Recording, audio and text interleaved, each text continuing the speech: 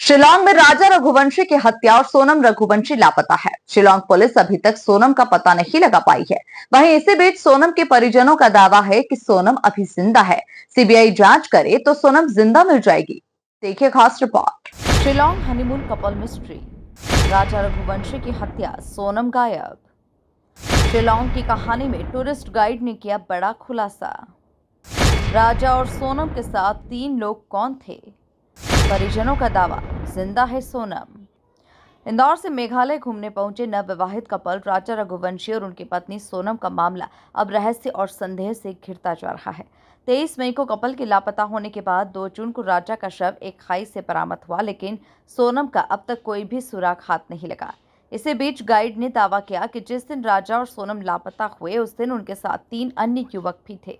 एक गाइड ने पुलिस को ये जानकारी दी है। मावला खियात के गाइड अल्बर्ट पेड ने बताया कि राजा और सोनम को 3 पर्यटकों के साथ 23 मई सुबह 10 बजे नोगरियात से मावला खियात के बीच देखा गया। वहीं सोनम के पिता का कहना है कि शिलांग का पुलिस प्रशासन ठीक से मदद नहीं कर रहा।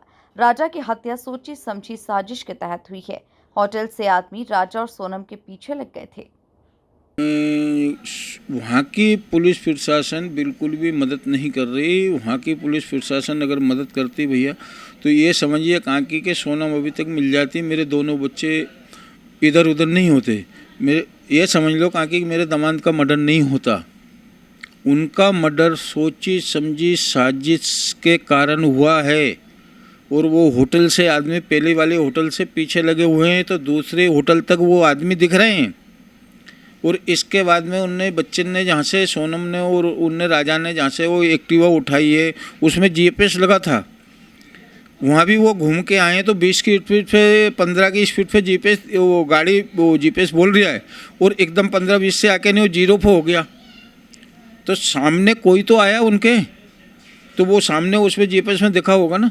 तो ये पुलिस जांच थी ना, वहाँ की जांच करना चाहिए थी ना पुलिस वालों को कि कौन सी गाड़ी आई थी, कौन सा आदमी आया था, उसका चेहरा बराबर आया होगा, कपड़े बराबर आए होंगे, जो गाड़ी सामने आई है वो उसके जीपीएस में बराबर आई होगी। तो ये उन लोगों को उसका जांच के विषय था, उनको करना चाहिए थी। ये हम तो यहाँ से इंदौर से करते नहीं।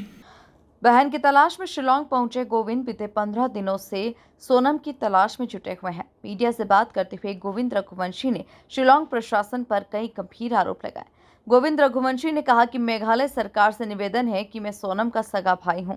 मुझे पूरा यकीन है कि वो जिंदा है, लिहाजा पुलिस डेड बॉडी नहीं बल्कि उसे जिंदा समझकर तलाश करे।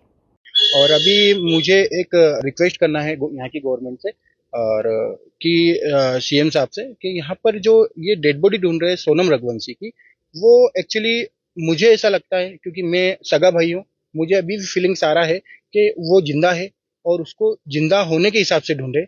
और मुझे लग रहा है कि वो अपहरण का केस है जो कि किडनैपिंग करते हैं लोग यहाँ पर, तो वो मुझे लग रहा है उस हिसाब से ढूंढे यहाँ पर। उसका मुझे आइडिया नहीं है क्योंकि एक्चुअली ऑलरेडी ये आज 15 दिन 14 से 15 दिन कंप्लीट हो गए हैं और ये कंटिन्यू एक जंगल 2 जंगल मतलब ऑलरेडी यहाँ का जो भी सर्चिंग पॉइंट है, जो भी व्यू देखने लायक यहाँ पे जगह है, वो ऑलरेडी सर्च कर चुकी है गवर्नमेंट।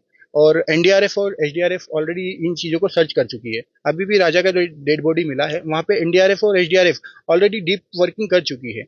वहीं सोनम के पिता पीएम मोदी और अमित शाह से गुहार लगाते हुए ये कहते हुए नजर आए कि अगर सीबीआई जांच शुरू कर दे तो मेरी बेटी जिंदा मिल जाएगी। मेरा हाथ जोड़े का निवेदन है अमित शाह जी से कि उनकी बच्ची समझ के नहीं, और मोदी जी और अमित शाह जी दोनों जने उनकी बच्ची समझ के नहीं, और आज की तारीख में शाम को 5-6 बजे तक वहाँ सीबीआई पहुँचा दें तो मेरी बच्ची जिंदा मिल जाएगी। कुल मिलाकर राजा रघुवंशी की मौत और सोनम का रहस्यमयी तरीके से लापता होना कई सवालों को जन्म दे रहा है। मामले को लेकर हर दिन नए नए खुलासे हो रहे हैं। Bureau report, MP news, Indore.